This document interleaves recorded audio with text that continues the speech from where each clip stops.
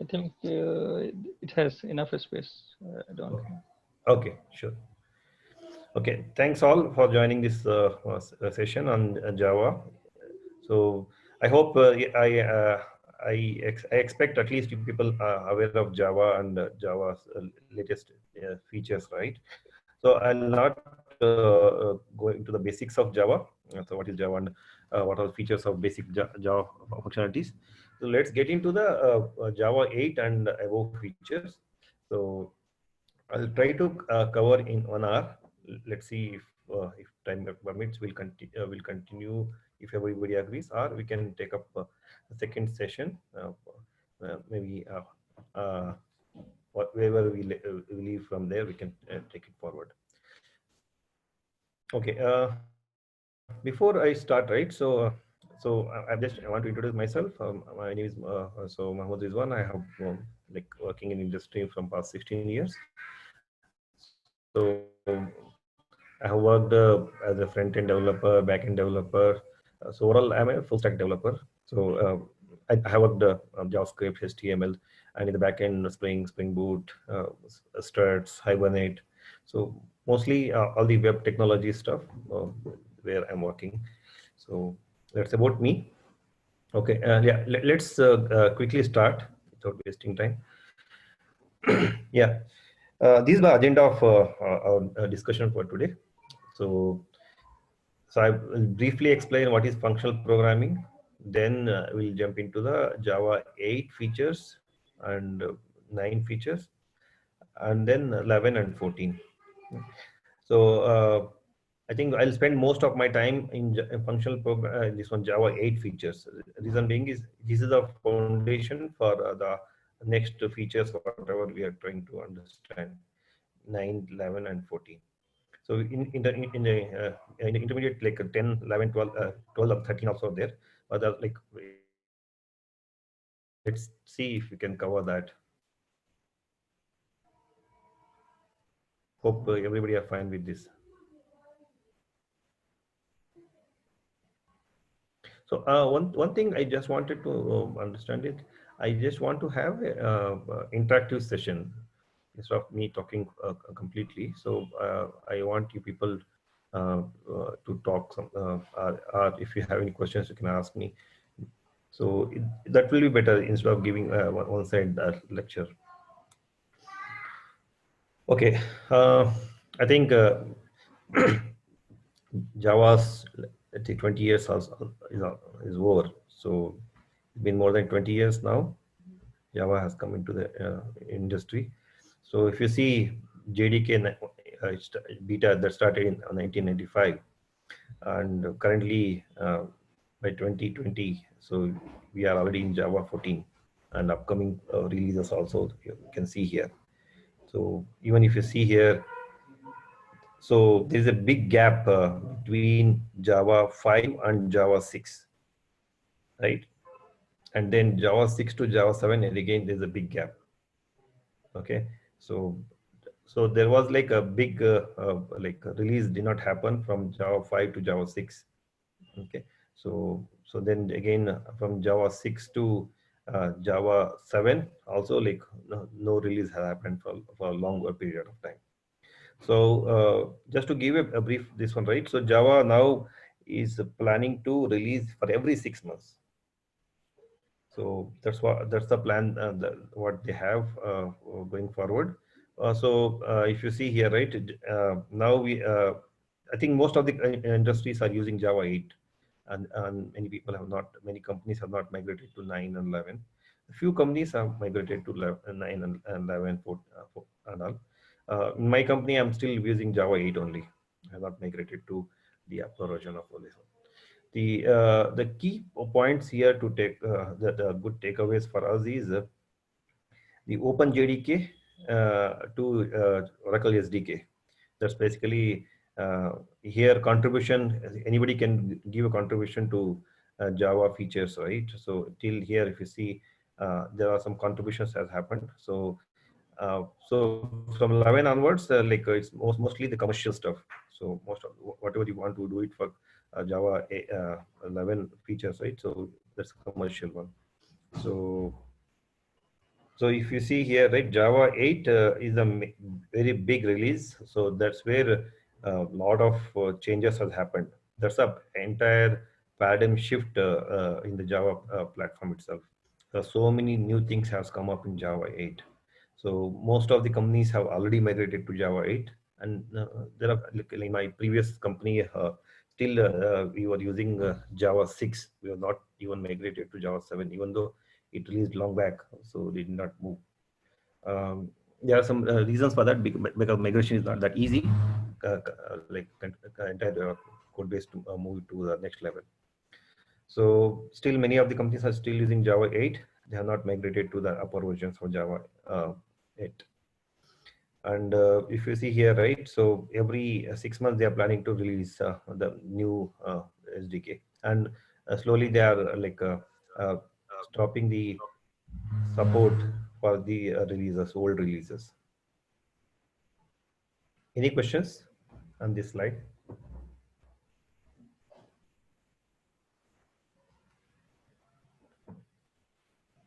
If you have any questions, please feel free to stop me. So we have how many? 10 participants so far. Okay. So this is all about the Java releases. This is very important just to understand how now Oracle is also releasing the Java versions very fast. So you have to adapt to the new latest versions of Java. So the main advantage with this approach would be like you have to be for the market need, right? So based on that, the new features are being added to Java. So that's where you have to be little aggressive on learning all these things. So still, even in fact, personally, I have not worked on Java 14 yet, but just understanding the features under Java 14 and all. So a lot of things we have to, I think we have to start using 9, 11 and 14 features. Okay, let me start. Yeah. So just to make it interactive, so let me ask you questions. So what are the different programming paradigms that we have? Any? Functional programming, scalar programming. Okay.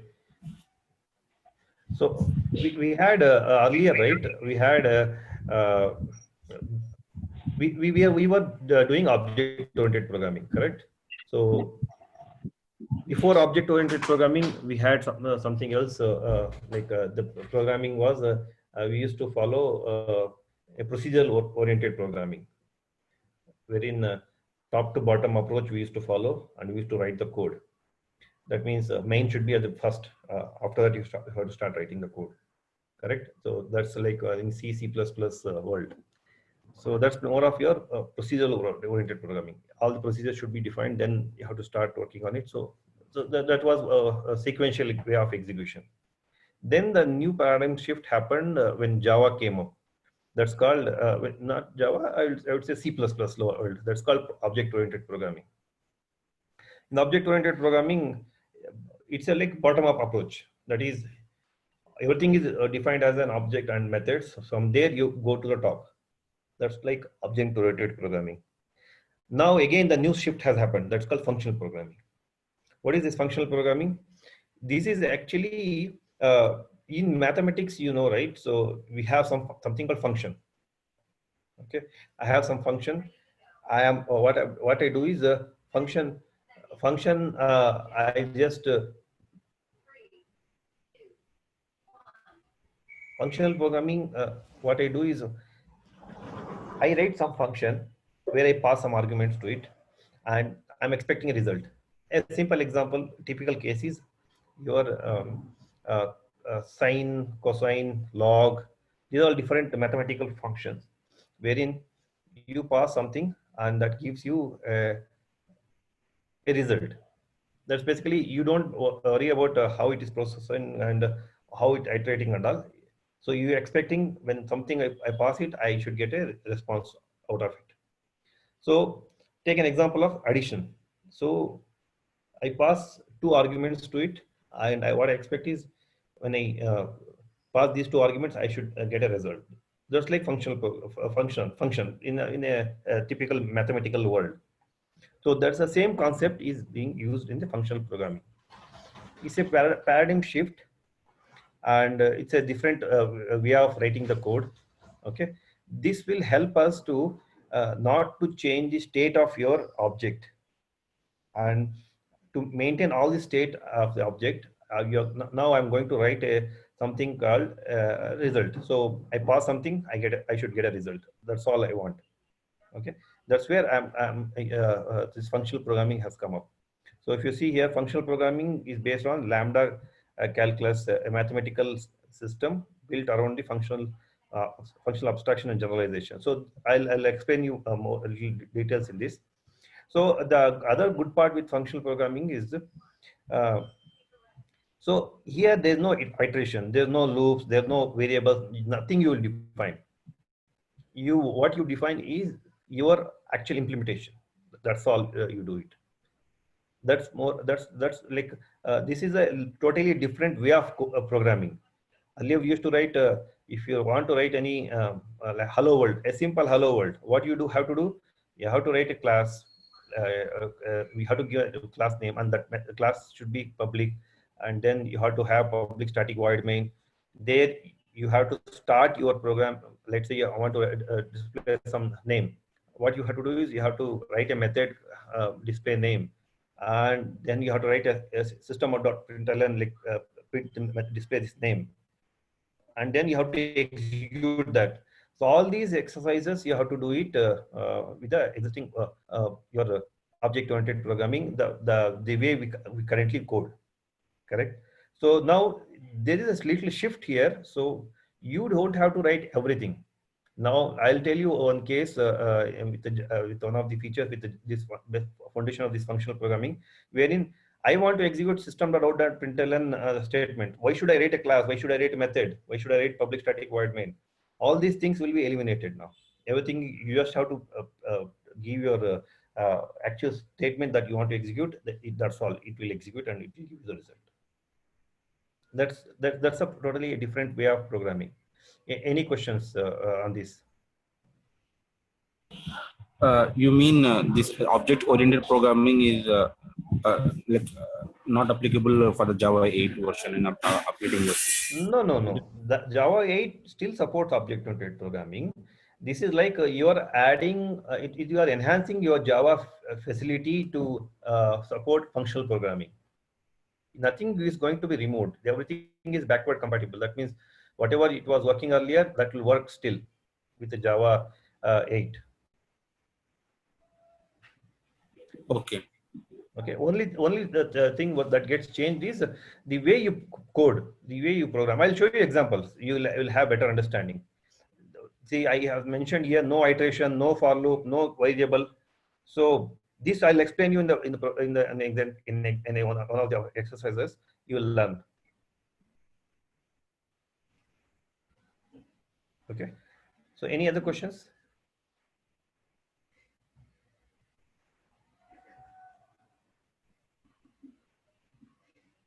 Okay, let me start with Java 8 feature. So as I said, Java 8 is a big release from Java world. So Oracle has they have given so many features of Java in 8 actually. They have added so many these features. So personally, I have used Nashon in my application, and in new date and time also I have used it. And lambda expression, method references I have used. I have not used default, but so these are all different very high level features that Java 8 has introduced. Okay, so we'll take one by one.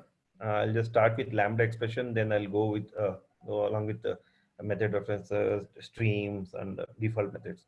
Then you'll have a fair idea on how this is being used in Java 8 with the functional programming concept. Okay, I'll not be covering Nashon. I think I can skip these date APIs also. These are different APIs that Java 8 has provided. You can simply so if you are aware of Java world, right? So if you want to print a simple date format, so you have to do so many circus. You have to write your this one calendar object, get the instance, and you have to extract date, month, and all. So a lot of there's a little you have to do little programming to it. So those things got simplified with this Java 8 new date and time APIs. So Nashon is basically I have a let's say this is a kind of supporting your JavaScript function. Earlier, if I write something on my JavaScript, I can't use it in my Java application, and I can't execute also. So with the Nashon, what we can do is this is basically JavaScript engine that executes your JavaScript code and it gives you a result. This is more of your in one of my applications. Uh, I wanted to use a React application inside my JSP.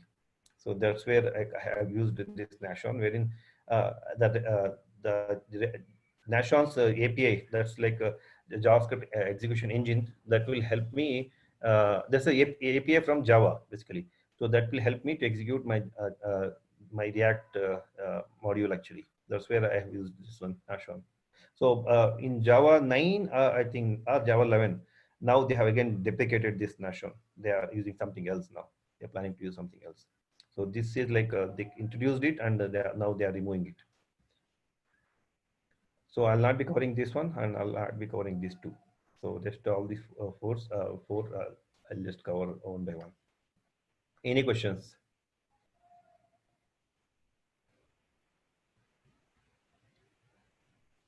Okay, let me start here. Okay. So what is Lambda expression? So before we get into Lambda expression, to understand Lambda expression, can anybody tell me what is anonymous class? Anybody wants to give a try on that? What is anonymous class?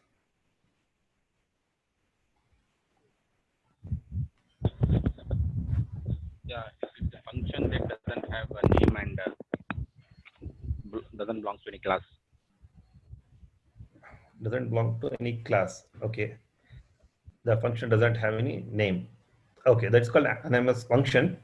Anonymous class is you will not be defining a class. Let's say I have an interface. I will not be defining the subclass of this interface as a class, a definition of your class. You will be anonymous is basically unknown, right? So you will not be giving any name to it. So that's called your anonymous. So you're right. So yeah, anonymous class or anonymous function is basically you are not defining any name to it. You're not giving any name to it. Okay, so this Lambda expression is basically for anonymous functions. Okay, that does not have a name and does not belong to any class. Okay, typical best example for us is our threads runnable interface, right? So in a normal interface, you will not be defining generally we will not be defining a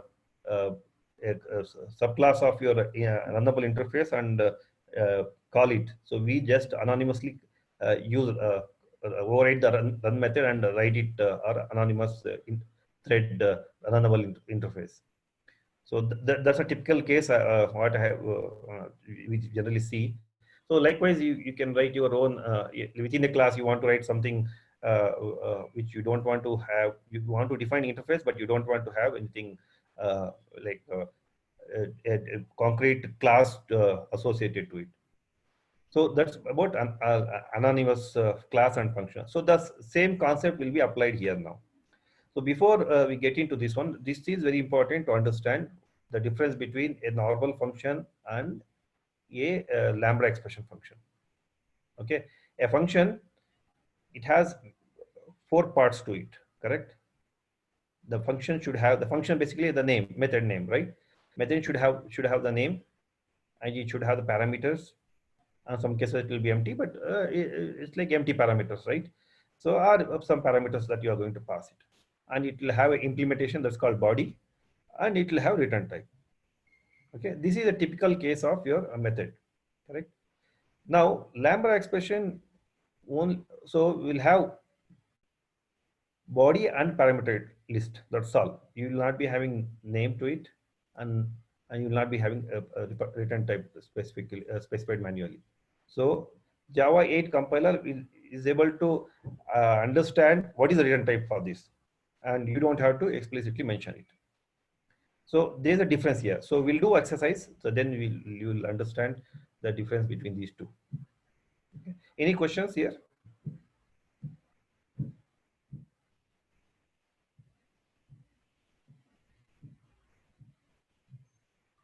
Okay. Let me get back to the actual syntax of Lambda expression. So Lambda expression, if you see, right, so this is like I'll just take the example of this for better understanding. So I'll be passing something here, and I'm expecting a result. Okay, I'm passing, let's say, int a and int b, or here I have specified x and y. So what I'm expecting is it should do some operation and should give me the result. That's all I'm expecting. I don't want to write a method called add with the public int add where I pass int a and int b and close brace and then open flower brace and then write a code a plus b, then return that value, and that value I'm going to use it, right? That's how we generally code, right? So now you don't have to write all these things. With this one liner, you are done. That will give a result. That's all I'm expecting. This is a totally a different programming. So this little like adopting this new programming this one, right? This is like a little like we have to adopt it. There's no option to it. So we have to start using this Lambda expression or functional programming concept in our day-to-day work if you are supporting Java 8 in your application. So this is just syntax. So here, right, if it is a single line, then you will be defining like this. If it is multiple line, you will have open flower base and close flower base. So that's like that's a definition of the syntax for defining a Lambda expression. If you have a simple thing, then you just have to give a single line like this. If it is multiple, then you have to have open brace and close brace. Okay, this is just a explanation of how this looks like. Okay, how the Lambda expression syntax comes.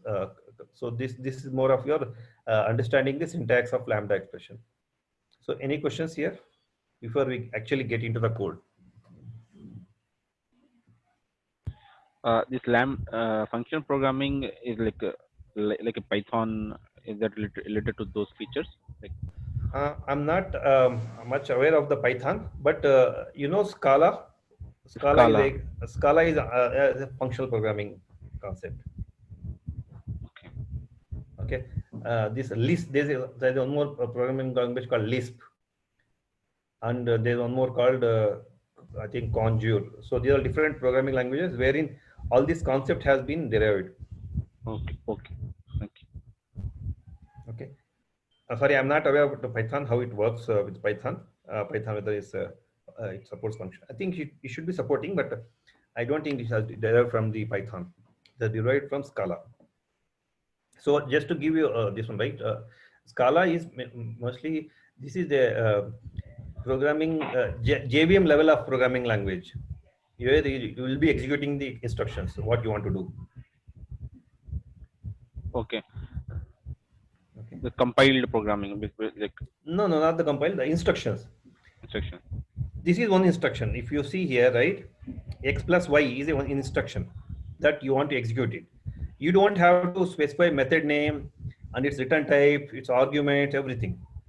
I'll show you example when we get into the coding. Okay. Okay.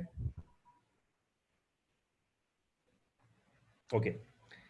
Let me start with the exercise. Okay, I'll not be explaining more on the theoretical point of view. I'll be explaining the programming concept. So can anybody help me to read this code. This is very simple code. I have not written anything complex here. Is a public class lambda expression example Mhm. is a class name Mhm. that we are defining a public static void main method passing argument as a string. Then calculator interface. We are creating Yeah. object of that, and yeah, it's a Yeah. calculator interface. The outside of class where we are calling this in our public. Yeah. Yeah. You're right. Yeah. Partially right. So let me explain you this one. Before I ask about this, right? I have explained you what is anonymous class, right? Here, I explained you what is anonymous class, what is anonymous function, correct? Yes. So yeah, so coming back to this is basically I'm executing an anonymous function, anonymous class basically. If you see here, right? And now what is anonymous class? I have interface, I have some method to it. Okay, this is my display method. This display method I want to execute it. Okay, but I don't want to create a, so generally if I have this kind of thing, right, what I generally do is I just have like this class uh, calc IMPL, then implements your calculator interface, this one, right? And here you will provide the definition to it, to definition to the public void main. This is how generally we code, right? Yes. Here I write the implementation, what I want to print, what I want to calculate. All my business logic goes here, correct? This is how I write. Any questions? This is how I write, right? In the existing programming in the day-to-day work. This is how I write. I have interface. I write implementation to it, and I use this calculator in MPL dot display. Sorry, this is how I do it, right? Now, this same code, this is nothing here. I have not used Java 8 feature at all here. I'm just playing, this is Java's 6 feature actually, which one anonymous class. So I'm not using anything here. If you see here, same thing, whatever I was trying to write the code here, right? Same thing I'm doing it with the interface. This is called anonymous implementation. If you see, so interface, you can't have a new object, but when you open brace like this, that is considered your anonymous class. Getting my point? So basically I'm providing implementation. Whatever I wrote the code just below this one, right? The same thing I am writing with this anonymous class. This is very important. Without this knowledge, you will not be able to understand what is lambda expression, how lambda expression works. Okay. So this is very basic. Basically, I'm doing, I'm just printing this print display method. That's all I'm doing. I'm not doing anything extra here. There's no rocket science here. This is very pretty straightforward. I'm just printing it. That's all. Okay. Any questions here before I actually get into the code? I'll go to the Eclipse now. I will start executing and will show you how it works.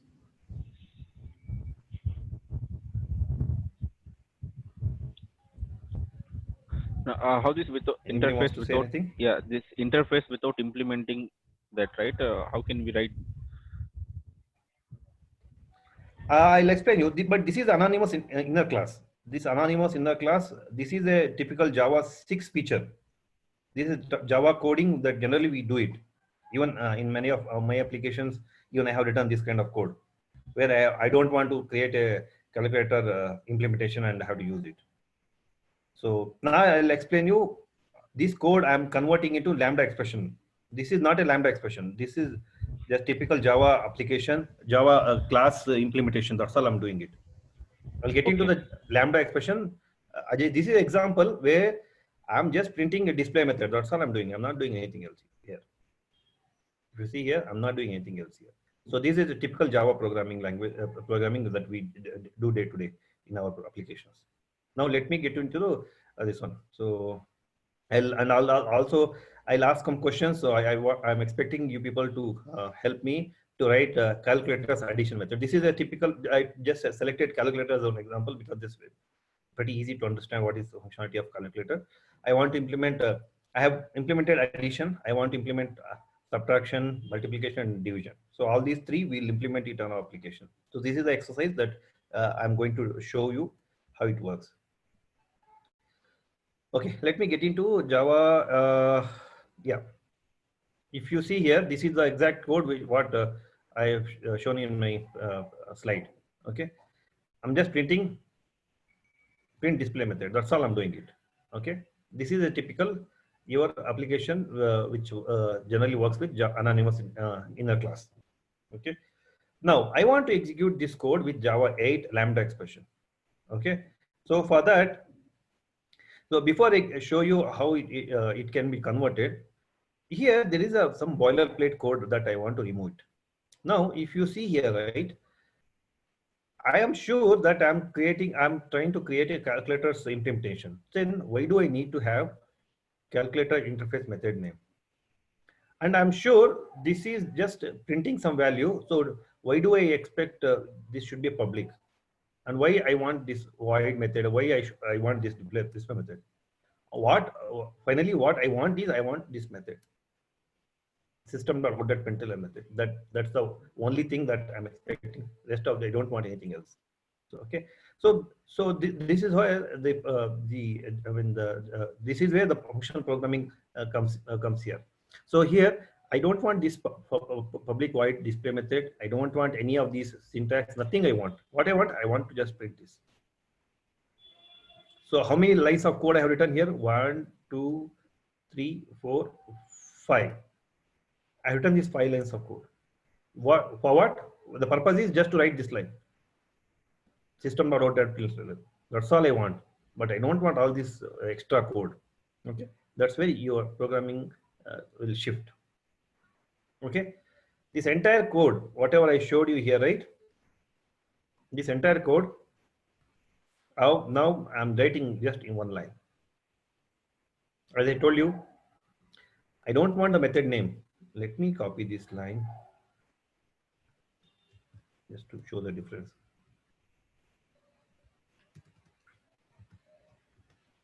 I'll just mark it as a lambda.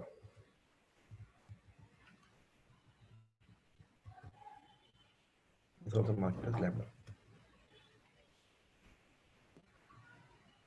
Okay, sorry, I have written here. I have to write it here inside.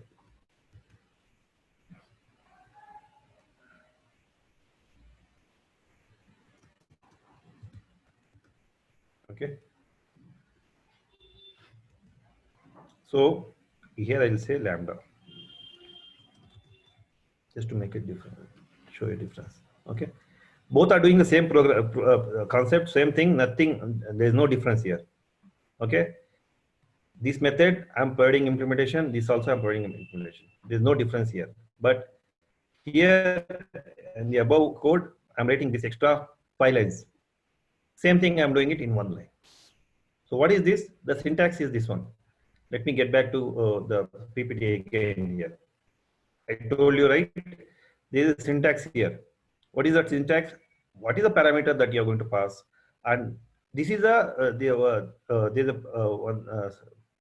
dash and then the forward, then the greater than symbol, right? This is a syntax that lambda expression expects. That means whatever you are writing here on the right side will be calculated and assigned back to the response for these parameters, whatever parameter you're passing it. Here you can pass anything and the response equal to whatever you give, so it will automatically get assigned to that value. So this is a syntax that I'm just following it. Now if you see here, that's all I'm doing it. If you see here, I'm writing 5 lines of code just to print system.out.println. Any questions?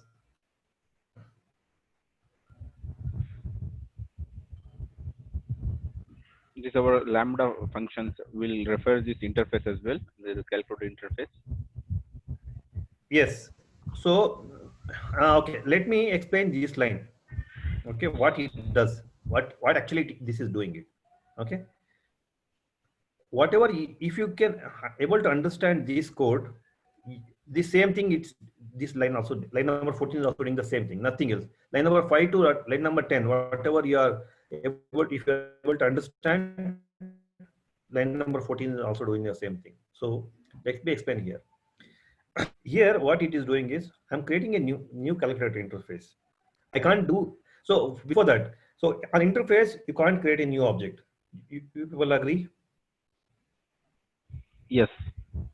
Yes, right. On interface, you can't create a new object. That is our basic concept of our object-oriented programming. Interface is just to declare your methods. That's all. You will not provide any implementation in the interface. Now that is also getting changed. I will explain you when I come to default methods. So in interface, Java's before Java 8 version, you can't create an instance of interface, correct? But when you write like this, new of interface, and then when you say open brace and close brace and with a semicolon, that means you are providing implementation. That means whatever methods you have in the calculator interface, you have to provide the implementation here itself. This is your anonymous implementation of your anonymous inner class. What this is called anonymous inner class. That's how you code it. Now, when this lambda expression is basically what it says is why I am sure the return type is you are expecting calculator interface. That's what I am expecting. So I'm sure you are giving calculator interface. Now, if I see this is a reference object, there's no significance of this one. So this is just a variable, right? So that's all. But what it knows is I'm expecting calculator interface object. That's all I want, the implementation of it. So I don't want this new of calculator and all, because I understand. Compiler says I understand this, what you are trying to do. So it says, so here, if you see, I'm just having a blank because I'm not passing any argument to this method. I'll show you one more example wherein I'm passing argument and that argument will be calculated and that gives you the result. I'll show you the next example. Okay. So here, if you see here, this is basically method arguments that you are going to pass it. And then what you are going to do with that method argument, I'm not going to do in here since it's a display method, a simple empty argument. So I'll not be passing anything here. Then I'll add this lambda expression, dash and then greater than symbol. If I add this, that means this is lambda expression. That means you are supporting Java 8 feature in your application. Okay. Then this is a statement that you want to print in the method. That means this is implementation of your display method. This is what you want to do. If it is single line, you'll do like this. If it is multiple line, then you'll add like this. That means you can have multiple things. That means, let's say you want to do actual business logic wherein you have multiple implementation to it, multiple lines it will come, then you'll add like this. You can add like this also. That I'll show you in my next example. This also you can do it. How about if the interface has multiple methods to? I'll come to that. And when I come to default methods and all, I will explain you all that. Okay, this is for each interface will have one method. Your runnable interface is having only one method. So those cases, this is applicable. Okay. Let me get back to this. Okay. Any questions on this? This is just a basic understanding of your lambda expression.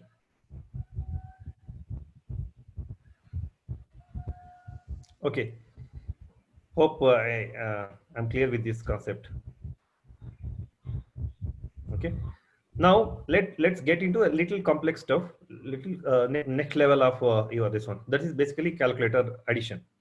So I think everybody knows, right, how calculator works. Calculator has basic functionalities: addition, subtraction, multiplication, division, and other operations. But let's consider these are 4 basic operations that I want to do it. Let me get into the basic functionality of this one. Okay, let me take example of calculator. So you people are able to see my screen, right? This one? Yes. Okay, I have just expanded it now.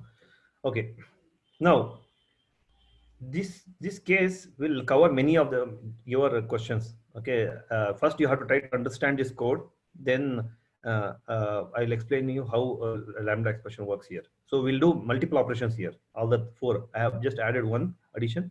I want your help to code my subtraction, division, and multiplication functionality.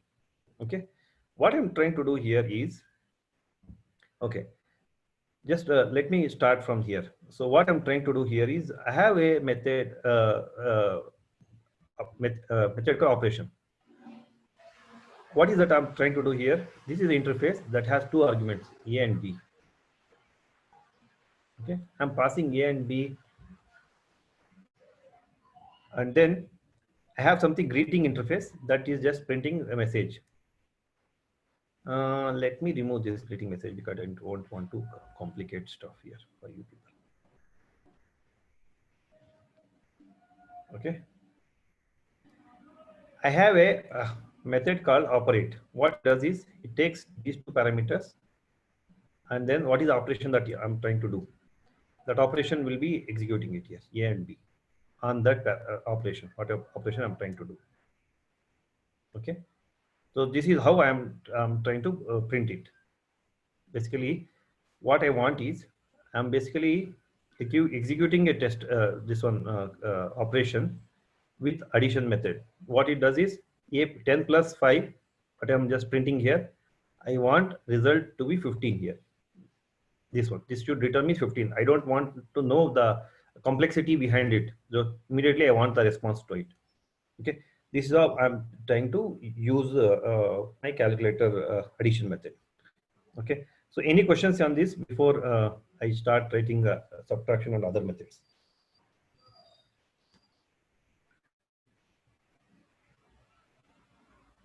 So basically, what I'm trying to do here is I'm just adding 2 numbers. That's all I'm doing it. And line number 8, if you see here, that's all I'm doing it. Let me execute this code first.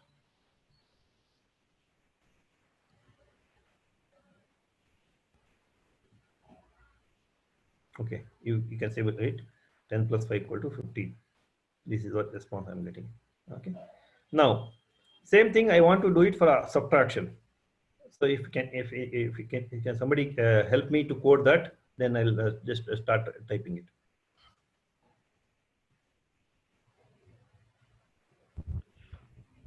Before that, I have a question in line number 8. Where the line number 8, where it will store the its result, and which parameter it will get it for the result. Yes, good question. This one. You can assume this as this is returning a method operation. This is calling an operation method, and that is returning a int. Okay. In int, but where it will get is getting which argument is holding that result in line number 8. Yes, in line number 8, if you see here, this just adding. This is just a method that is getting the result. Whatever you calculation happens here, right? The result will be here. Okay, it knows that there is a method called operation that has return type. This is the value that it is returning actually. So then, this is Java compiler understands that where is the result and what is the, basically I'm just returning a value here, that's all. Okay, if we can print directly the addition as our result, we'll get some number in that, right? The addition would be holding this our 10 plus A plus B answer. No, so let me do it here. Addition dot operation. This gives me the result. Let me, okay, I got your concern. So 5 plus 5, not plus 5 answer. 15. Okay, addition dot operation. Basically, maybe I made it a little complex here. I should have made it simple stuff just to understand. So this is what it is actually. So now if I say int result, okay, let me print.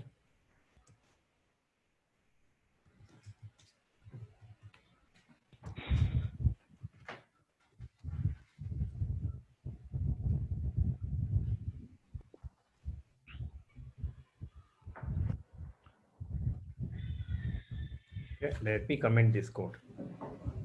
I should have made it very simple stuff. I just wanted to explain the how complex thing we can do it. This is very simple case. Is your doubt clear now? Is this? Yes, yes, yeah, I'm clear now. Okay. Well, okay, I should have shown this first, then I should have taken this second step. Okay, this is for basic stuff. So what I'm trying to do here, I'm calling a math operation that is returning math operation implementation is this, that is returning me a result. That's all I'm doing yes. it. Okay. To code this right, what you generally we used to do it.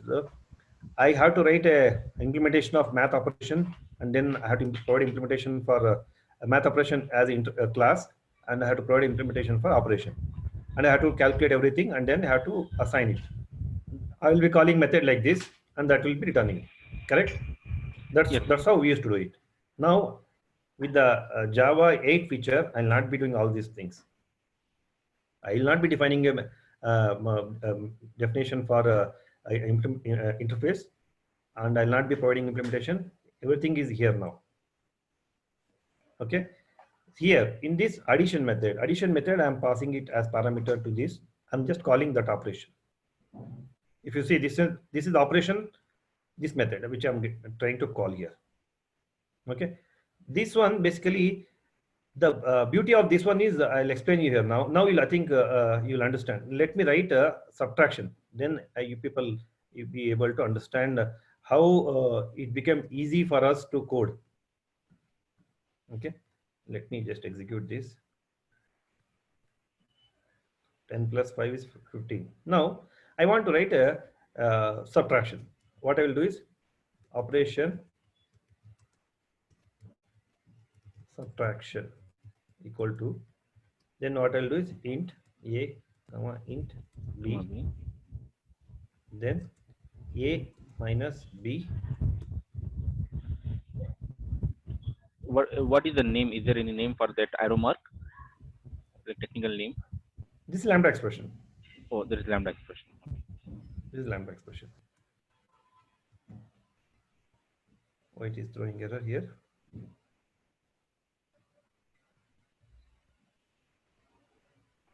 Spelling mistake. Okay. What I'm doing is I'm calling one more for the same method. I'm calling a new implementation. That's called here. It used to do addition. I'm doing a subtraction for the same method, but the implementation is different. To achieve this, I'll before let me complete this code first. Okay, then I'll explain you. Minus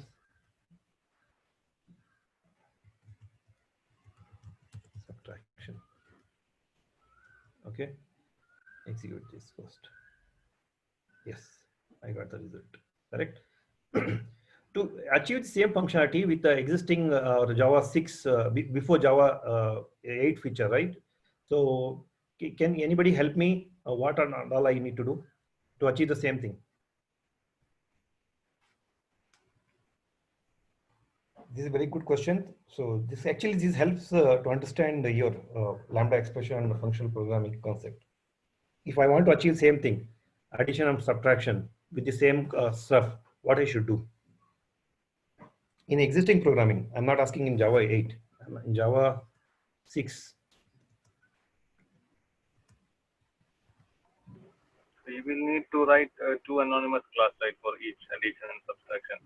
Yes, you're right. You're 100% right. So what you have to do is you have to provide addition addition class, implementation class, subtraction implementation class.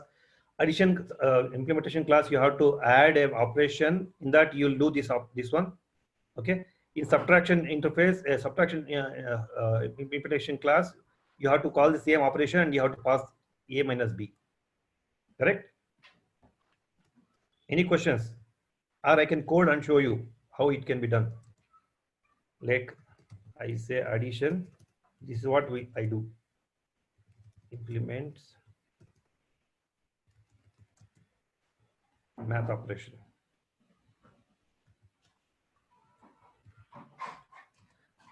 The reason why I'm going a little slow here is because without this, you'll not be able to understand on the next level of complexity it comes. But that you have to adopt and you have to start learning. Otherwise, situation like you'll not be able to cope up with the upcoming your Java features. So what you have to do is here, I'll just add default implementation to it. Add an implement. Okay, this is what you have to do. Right? You will do it, right? What you will do? A plus B. And then what you will do it here? Then if I come down here, I'll call A minus B. Okay, this is how you do it, right? Then what you will do is again you will call operation. Any operation is this one, math operation. Math operation dot operate. When you call this implementation, this will print addition. If you call subtraction, it will print the other one. Correct? This much code you have to write. Now your entire code is gone now. At runtime, you are deciding which implementation to call. Now I wrote subtraction. Now let me write multiplication. Can anybody help me to write multiplication here? The same 2 lines, just we need to upgrade the multiplication. Yeah, this is a quick way of writing it, copy paste, right? Okay, multiplication. What I do in the multiplication, A into B, right? A into B. And then I'll call this multiplication here. That's all I have to do it. Yes, I got the result. Now, just imagine I have hundreds of methods. Will you write hundreds of classes, implementing all of them 100 times? You'll know this will help me with this just the 6 lines of code. You are making like writing 50, 100 lines of code into only 6 lines. So I can use this function to write anything else now. I don't have to implement my subclasses, provide implementation for all the operation methods. All these things are now eliminated. Isn't that useful? Programmers, it is very useful because in one line you complete everything. You don't have to worry about this one, writing subclasses, writing putting in some package, providing implementation. All this headache is gone now. Any questions? These are the anonymous classes, right? Yes. Anonymous functions. I'm implementing anonymous function, right? Oh, yes, from. Yeah, I'm implementing an anonymous function only here. Anonymous class is just you don't have the name of the class. That's name of the class for the interface. It just the runtime will just create it. This is basically your anonymous function that you are executing it here. Any questions? I think it's almost 1 hour now. I just covered only 2 topics. Yeah, only 1 topic I covered, not even 2. Only lambda expression. Any questions on lambda expression before I jump into the next level?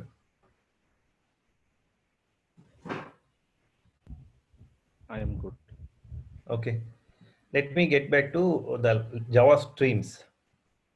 So this is like I'm just completing the lambda expression. the concept, whatever I have trying to explain here, is very basic concept of lambda expression. You can do lot of things with that lambda expression. Even it can take a half a day to me to complete all of the topics on the lambda expression alone. But let's restrict to this one with the basic functionality. Let me get back to the next level of your feature called Java Streams. So Java Streams is basically this is kind of a intermediate layer between your source and destination. That means I'll try to explain with this diagram. I have some array. Take an example of array. I have some array list. Okay, what I want to do, I want to do some operation on top of it. Basically, I want to do some filtering, sorting, conversion, some mapping, something I have to do it. And then this is the intermediate level where you will do some operation on top of it, and that result will be given to your output. Basically, I have something A, I'm doing processing to it and giving result. That's all about this Java Streams. So how this will help me in the programming, that I'll show you when I get into the programming. So any questions on this Java Streams?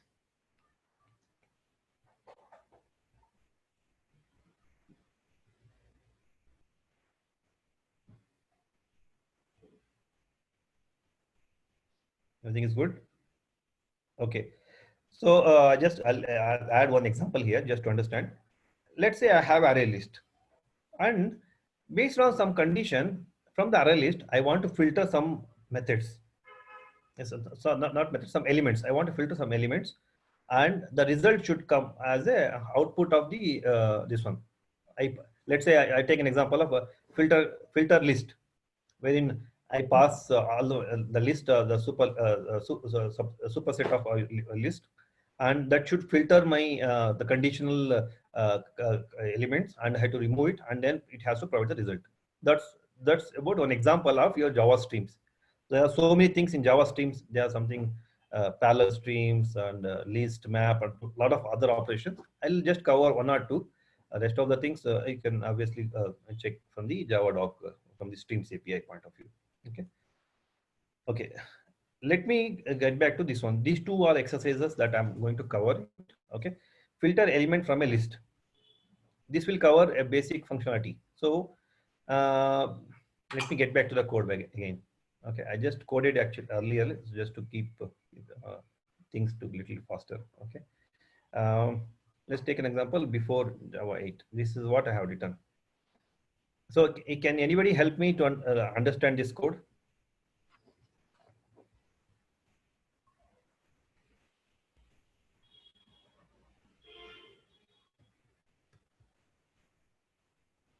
Hello.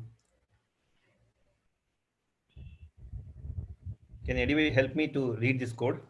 What I'm trying to do here? It has a list of array. The elements are A, B, C. Then we call the function get filter output. And yes, in that we loop iterate through the list and see whether it is not equal to C. And we're adding to another list, and then we return that new list. And in the for loop again, we are printing those lists, the new one, without C. Yes, you're right. You're right. Basically, I have a list in the streams I was explaining, right? I have something a list. I don't want C in that list. Let's say I have some A to Z, but I don't want C in that list. Okay, what I will do generally in the programming, I write this is what I write when I write the code in Java 6 or Java 5 features, right? So what I do is I take the elements, filter it, and print the result, and filter it, and then you iterate it and print the result. This is what typically we do with the Java 6 feature before Java 8 features. Now, this code, how many lines of code I have written here? Line number 18 to here. Okay, I have written 8 lines of code here. Correct? So these 8 lines of code I have written just to filter this content. That's all I'm doing here. I'm not doing anything else. Okay. Now with this code, with understanding of this Java before Java 8 feature, right? Now, if I take example of this one, right? Same code, I'm writing it in one line. This actually, sorry, where did it go? This actually one line. I just split it into 3 lines just to make you understand this concept. Same code, line number 13. If you see 13, 14, 15 are basically single line. I just split it into 3 lines. Basically, this is only one line. What I'm trying to do, I take this list. There's something called streams. This is very important that you have to understand. This is basically I'm converting this list to a stream. Try to understand this figure here. Now, I got the array list, create a stream. This is what I'm trying to do now, stream. Then I'm applying a filter to it. If you come back again, the figure here, this is where I'm doing filter. This is my filter. Operation 1, what I'm trying to do here, operation 2, 3, we can do a number of operations here. The filtering is the one which I'm trying to apply here. Okay. Then I'm using lambda expression here. On that line, whatever I got, this is basically object, a single object from my list. So what I should do is, I'm trying to eliminate C from that line. And then again, this is one more operation, collect. This basically I'm calling one more operation here, operation 2, basically collecting the result. Then put all these things to my list. Okay. And this result will have A and B alone. It will not be having C. So then this is one more number 7. Line number 17 is another feature of for each that I'll explain. But just try to understand this line. This line, you have written 8 lines of code. If you see here, you have written how many 8 lines of code. Basically, you're implementing all these things. Now everything has converted into only one line. Everything you can do it in single line. Now let me execute this code.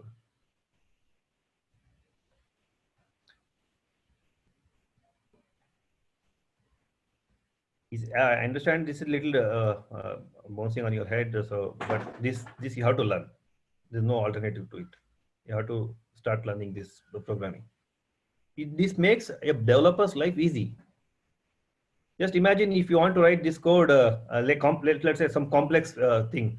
You have to write so much of code, right? Now, this is my business actual business logic, which I'm trying to do.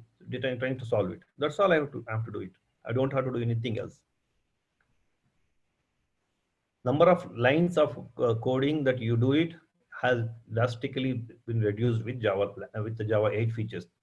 This is streaming with the lambda expression. This is what I'm trying to solve the problem.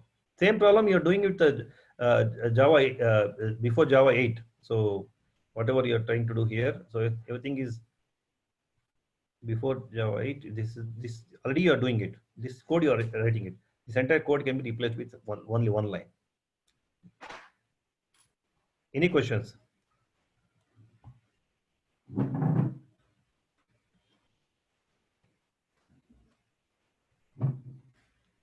This line into line number 14, filter bracket line where we have declared that line object. Yes, that is this is the argument that you are passing it. So let me go back to this one, this example, this line. Oh, but we have not declared the type of what. Yes, it understands. It understands this is a list of string, so it knows it is a string. Okay. That's the beauty of your functional programming. You don't have to define, because Java lambda expression understand this is a type. Otherwise, it will give compilation here itself. If it is not string, right? If the return type of this one is not string, then it will give you the compilation error here itself.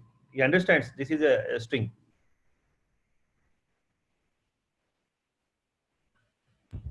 Then stream is like one type of collections. Features. Yes, stream is intermediate layer actually. This is stream is one API that got introduced in list. How it got introduced in a list, that I'll explain you when I explain default methods. Okay. Any questions? I know this is little complex stuff, but actually what I have explained you is a very, very basic filtering. It's in our day-to-day business logic, we write complex stuff, right? Now, this complex, if you understand this basic, then you will start coding for the complex stuff. Here just we are overwriting the array lines. Yes. We won't be, the old list won't be there. Yeah. So basically you have to write you have to code, right? You have to iterate all of thing and you have to do it. See, there's a for loop here, right? And you have to iterate this for loop and do everything. There's no for loop at all here. As I explained to you in the beginning of the lambda expression, no for loop, no variable declaration, no yeah. So that's why. So if you want to execute this code, you have to iterate all these array list, and you have to take out this element and put it in a new list, and that list you have to pass it. Now this entire stuff has now converted into only one line. Actually, it comes like this. If you want to keep both the old list as well as the new list, the filtered list, then no, your old list is still there, right? With you, lines is basically this your old list only. okay. This is a result of your method. Basically, if I want to really do this one in a normal way, so I'll just replace this with the get filter list, which I have done here. Correct. Get filter output. That's what I do it here. Thank you. Okay. So what I'm trying to here insist is try to understand the beauty of this stream, how it works, how it can be filtered, how it is collecting all these things. This is very, very, very important. Otherwise, the advantage with this approach is there are so many APIs available. I'm just taken only a list and collect. There are so many other APIs, map, and so many such filter, any filter. If you go through Java doc on the stream, you'll see so many methods. I have taken only a simple example of few methods. I'll show you one more little more complex than this. Okay.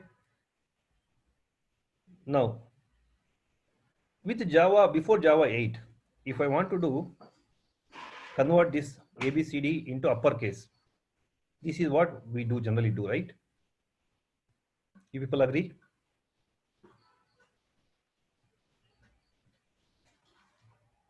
Yes, no? Yes. Before Java 8, what I do is I take this one, convert it to uppercase, put it into something and print it.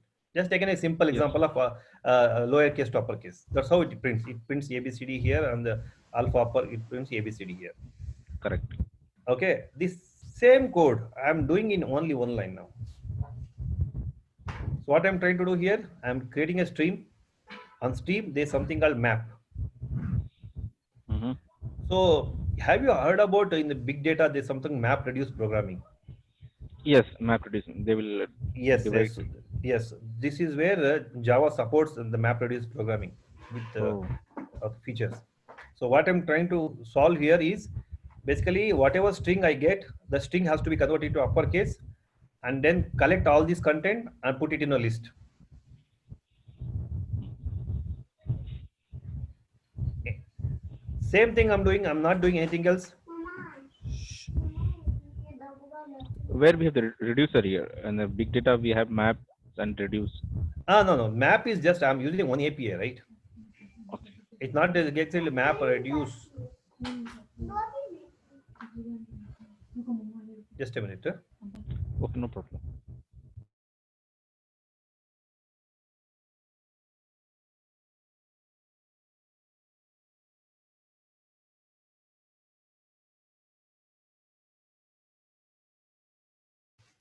Yeah, sorry. So this entire code base, what I have written here, line number 15 to 18, now everything is converted into a single line. Same thing I'm doing it with that. Now, this is one more case where I'm doing the same operation with into 2. I'm basically whatever value I get into, I have to multiply with the 2 and I have to print it. So this is where I'm use this one map to convert number, whatever I get into this one. So the n into 2 is basically my business logic. Tomorrow I have something else. So all these things I can do it here in a single line and execute, and the result should come in my list. That list will be assigned here. Now if I execute this, this is what it prints. This will be printing ABCD, and this will be printing 2, 4, 6, 8. Let's see, 2, 4, 6, 8, and 10. Any questions? This is one more of representation using map. I have just taken only two APIs. One is filter, the other one is map. If you see here, let me show you here. There's so many. There's a find my, find any, find first, find map to int. So many this one you can apply here. There's something called predicate, wherein that's the intermediate layer which converts from one layer to the other layer. The transformation happens. All these things you can do it. This limit is one more good feature, wherein you can just play with that limit one. So where you want to restrict, let's say I want to read first 40 lines. I want to read first 5 lines. I want to read first 10 lines. So you'll be reading only 10 times. So you don't have to put condition like a count equal to up to 40, then only you read. All this logic is now removed with just a limit method. Limit will take care of all these things. Likewise, there are so many methods. If you see here, there are so many methods. If I try to explain each of them, then I think this whole day will take for me to take one example. You are asking me the reduce, right? Somebody asked me the reduce. Yes. The reduce is also available here. You're mapping and then you're reducing it. Again, there's something called unary, binary operations, ternary operations. So many such functions also available with this.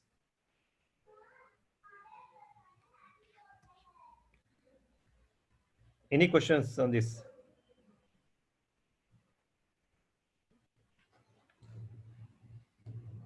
Is it too much for today?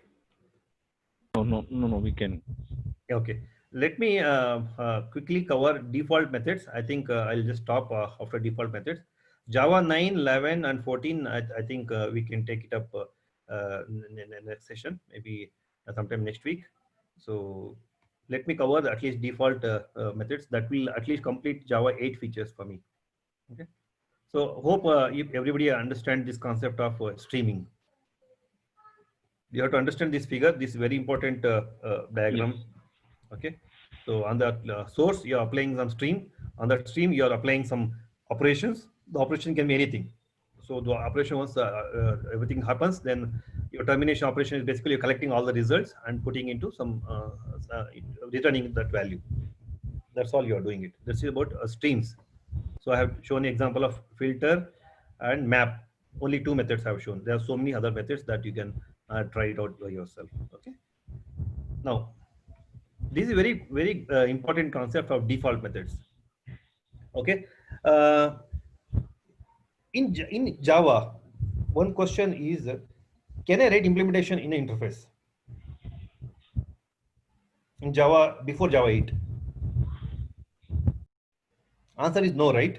We cannot write implementation in the interface. That is defined already in the Java before Java 8 features. Now Java now has come up with a feature called default method. That means you can add one method, only one method in the interface. Just pay attention here. Only one method you can add implementation in the interface itself. Why do we need it? Let's say I have some implementation. Let's say I have a very big project. I have so many classes, interfaces, and all those things. I want to introduce a new feature that should be applicable to all the classes, to all its subclasses. What I should do for that? This is a question to you people. What I'll do, what you will do generally in these kind of scenarios. We can use the abstract class, right, in that part. Abstract class. Where will you do? Where will you write abstract class? Let's assume I have 100 class. I have 100 classes. Basically, all subclasses, half of my interface that will have already abstract class, and that has some implementation. There are 100 different implementations are available for my interface. And now I want to introduce something that should be applicable for across all the classes.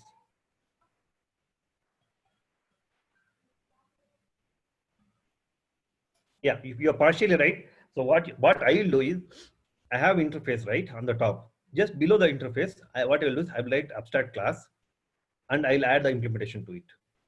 And I'm asking all the my subclasses, child classes to extend my abstract class. Will that make sense? No. Okay, why? It will become a huge change. Yes, you are right. You are absolutely right. If I make that change, the change is possible, but change is huge. Impact is huge. Testing effort is huge. And you have to refactor entire your code base. Correct? That is where the problem is with our existing Java application, wherein if I want to introduce something new to everywhere, I can't do it. So what I have to do is, if I, let's say 100 classes are there, 100 implementations are there for that. If I if my manager comes and asks me to do this kind of change, I'll say I need 15-20 days or 1 month time. Why? I say because I have to implement everywhere. I have to, if I add that one in the interface level, I have to provide implementation. If I change if I add abstract class, then that abstract class has to be extended. If I Yes. have already something else as extended, then I can't do it, because only one class can be extended for my subclass. I can't have multiple classes can be extended. So all these headaches are there for me, right? These are all different problems I'll be facing. Now, Java 8 has come up with feature something called default methods. That means I can add one implementation at the interface level itself, at the top. Now, that's available everywhere. Whoever is using that interface, like everybody can use it. That means I have a super the interface at the top. Let's say I have add a method called add. Okay, the add method will be available in all the classes, so you don't have to do any code change. It is hardly 1 day of effort for me to test and verify everything, right? Not even 1 day, but just assuming testing and you're deploying, your building and all these things. So in 1 day you can complete the entire job. Correct? You agree with me? Yes. Yes, that's the concept of default methods.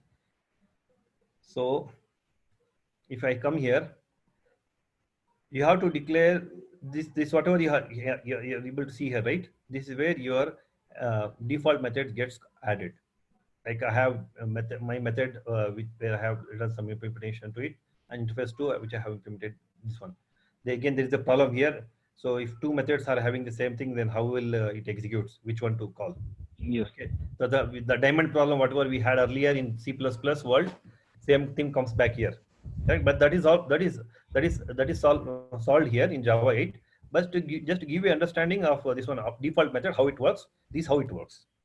I'll show you in the diamond problem how it can be solved. It, but just to understand the concept of default methods, you can provide implementation in the interface. Okay. For that, there is an annotation called at functional interface. You can add that at the top of this interface, at functional interface. If you add that, so that's also one way. The other way is you have to add default also. I think by default also it will take we don't have to specify default. It's optional, I think. So all these things you can do. Just let me get back to the code here.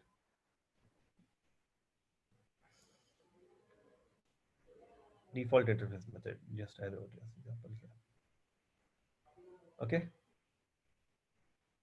You're able to see my code? Yes, What we I'm, can.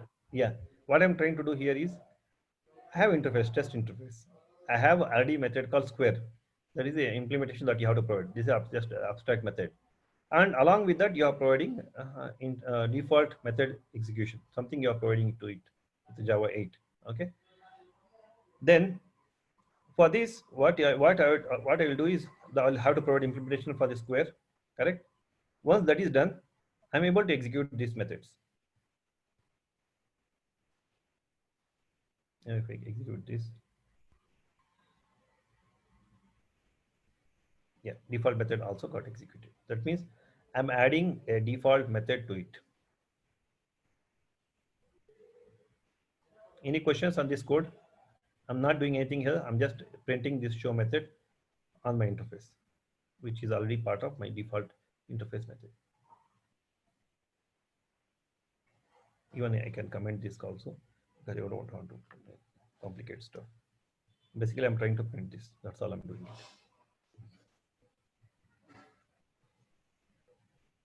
Okay. Now the question comes: how will we solve the Daemon problem?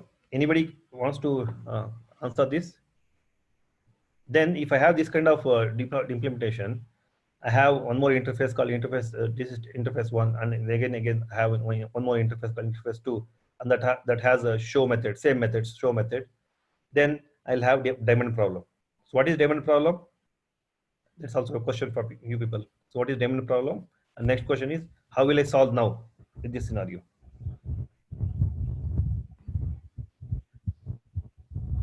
First, tell me what is Daemon problem. The compiler will get confused which method to call Yes. if you have with the same name. Yes. When you have two implementation from your parent class, okay. So how will that problem will be solved with Java, because Java doesn't know which method to call, right? So that problem is solved with that's a problem, right? So how we used to solve in C++ world?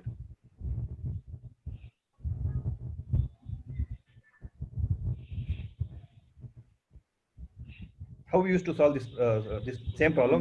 We can add some parameters to any of. No. You can't add parameter, right? I have show method. I have show method in both the classes. That means this one.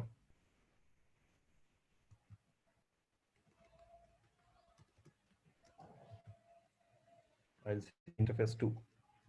I have show method. I have show method. I will not be changing the parameter. I'll keep. I want to keep the same thing. That's where my Daemon problem comes. If I have different methods, so different methods are arguments. Then these are different methods. It's not overriding. This will be overloading. That's all.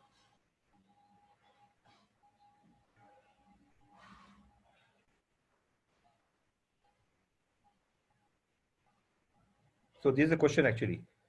I have this kind of problem. Now, if I say interface 1, then test interface 2. Now, see, this is giving me error. Doesn't know what to do now. I have duplicate methods now.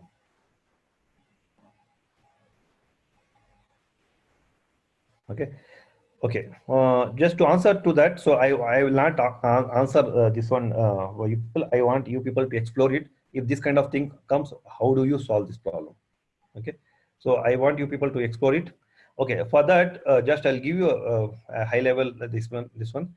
There is a concept. There are some rules for this to solve this problem, right? This problem. Now this is a compilation error. I can't compile this code, execute this code, because I have two implementations: show method and here also show method. Okay. To solve this problem, there are some rules that Java has defined in Java 8. That means if you have rule number 1, then that will take the precedence. If you have rule number 2, then this is how it works. So there are some rules. So I want you people to explore that rules. Let's say this is one more case. I'll say this one. This is one more case. I have same method. Okay. And here there are so many scenarios which comes. So all the scenarios, there are different. I'll not say interface. It is test class actually. Let me keep interface now. I'll remove this. Again, also same problem, because I have also show method. Here also show method. Again, there's a problem here. So there are different rules when I execute this. Which one it gets called? So there are some precedences, like whether the class will take over on the interface. So this gets executed. There are some rules. So all these, there are rules. So if I explain it, I think it takes at least half an hour for me.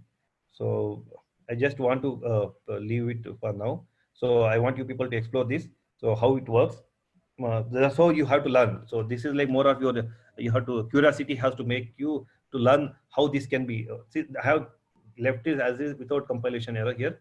So I want you people to try it out with a simple example and execute this do method, do and show. So sometime I should be able to execute this, or I should be able to execute this, or I have to provide my own implementation. Now, if I provide my own implementation, this will work. This will solve my problem. But there are some different scenarios that I need to provide. Now it works.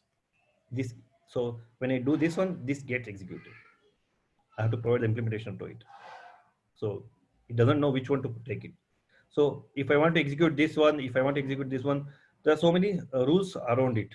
So so these things, I think what I'm expecting is people have to practice on this and learn what all different rules and conditions that for those cases, which one to call, which method to execute.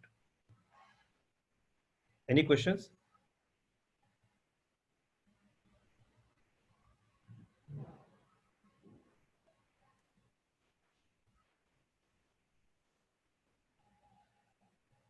Okay.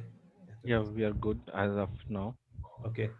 Can we continue tomorrow, the next session? Or It is up to you people. So when do you people want this next session? Because I have just covered Java 8 basic features, not even the detailed one. Whatever covered is a very basic stuff. You have to understand. Maybe I can take it from this one, all the rules and things. Then I can take it to Java 9 features. When do you people want? I want everyone's participation here. yes, we have total 7 participants. Mm-hmm. There are 11 participants, and from my behalf, okay with any timing. It depends convenient with other people to join. Okay. So any other suggestions? Next week, how about next week? Tomorrow is also fine for me. If everybody agrees, maybe somewhere around 11 o'clock. We can do it next week Saturday if you want. And is it possible to start the class from 12 o'clock by any chance?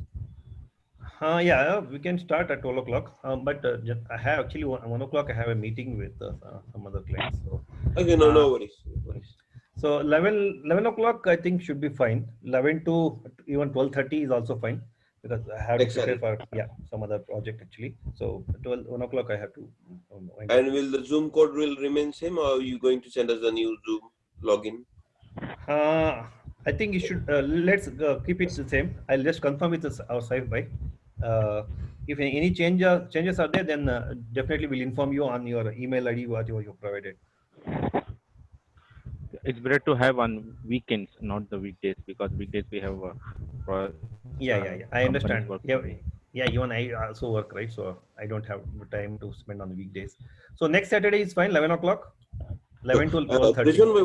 One more thing before we cut off.